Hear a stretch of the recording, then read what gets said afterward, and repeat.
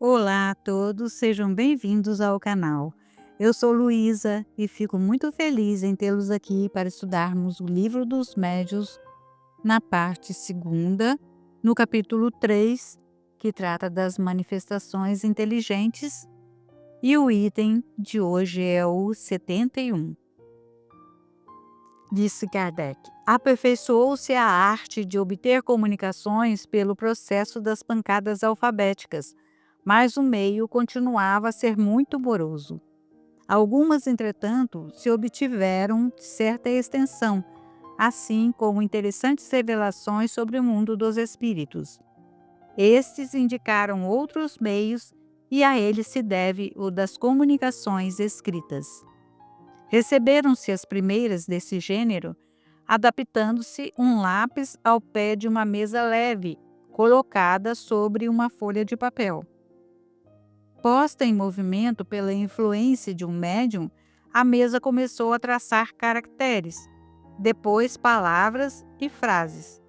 Simplificou-se gradualmente o processo pelo emprego de mesinhas do tamanho de uma mão, construídas expressamente para isso. Em seguida, pelo de cestas, de caixas de papelão e, afinal, pelo de simples pranchetas. A escrita saía tão corrente, tão rápida e tão fácil como com a mão. Porém, reconheceu-se mais tarde que todos aqueles objetos não passavam, em definitiva, de apêndice, de verdadeiras lapiseiras, de que se podia prescindir, segurando o médio com a sua própria mão o lápis. Forçada a um movimento involuntário, a mão escrevia sob o impulso que lhe imprimia o espírito e sem o concurso da vontade nem do pensamento do médium.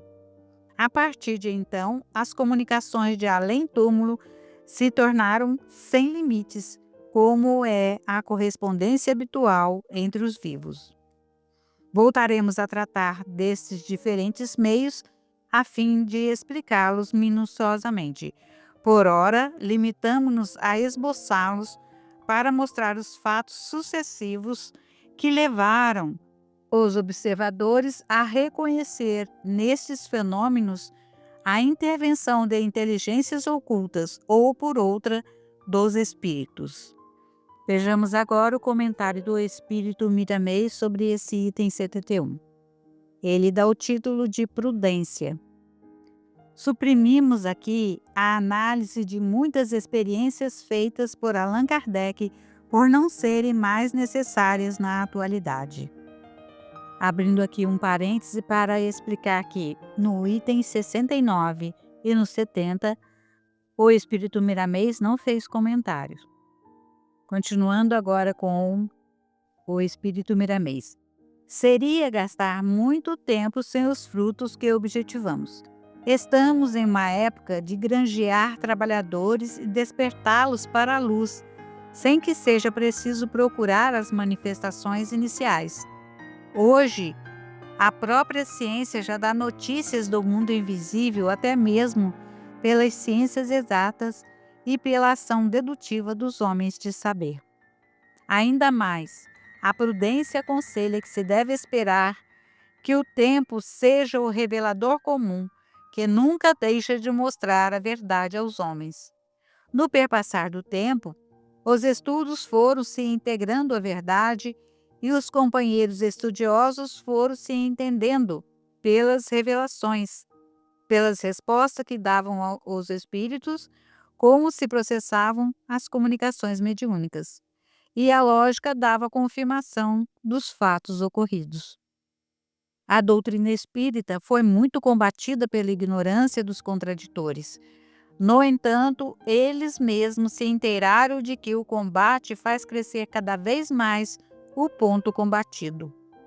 Depois que começaram a estudar a doutrina, nos seus fundamentos da verdade, silenciaram-se, usando em muitos casos a mediunidade, a reencarnação e a comunicação dos espíritos com outros nomes, para depois então que o orgulho e a vaidade desaparecessem, se mostrarem como estudantes da verdade sem se envergonharem das realidades espirituais.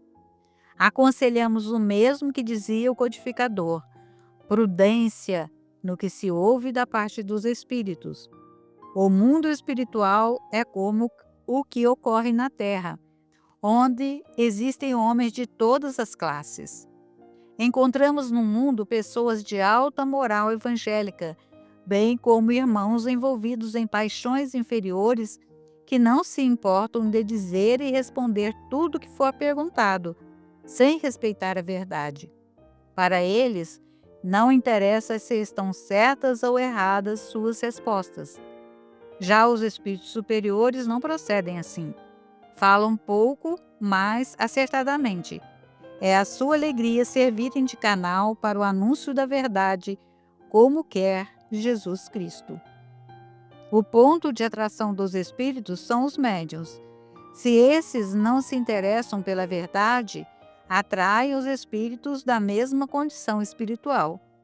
Seus medianeiros cultivam o amor, a caridade, a honestidade, o perdão, a alegria pura, enfim, se fazem todos os esforços para acompanhar Jesus, esses instrumentos dos espíritos atraem por sintonia entidades de alta moral, como os anjos em trabalhos com a verdade, na função de Jesus para a paz na terra. O Espírito de verdade está encarregado pela luz superior de despertar as criaturas, pelo amadurecimento dos sentimentos de amor, sem que seja necessária a violência. A função dos agentes da luz de Deus é carrear os conhecimentos, mostrando aos que vivem na terra os caminhos para o encontro dos céus, no centro da consciência. As comunicações foram evoluindo, passando a facilitar para os comunicantes os meios de falar, de manterem conversações entre os dois mundos, e isso alastrou-se no mundo como um raio, pela indução dos próprios espíritos.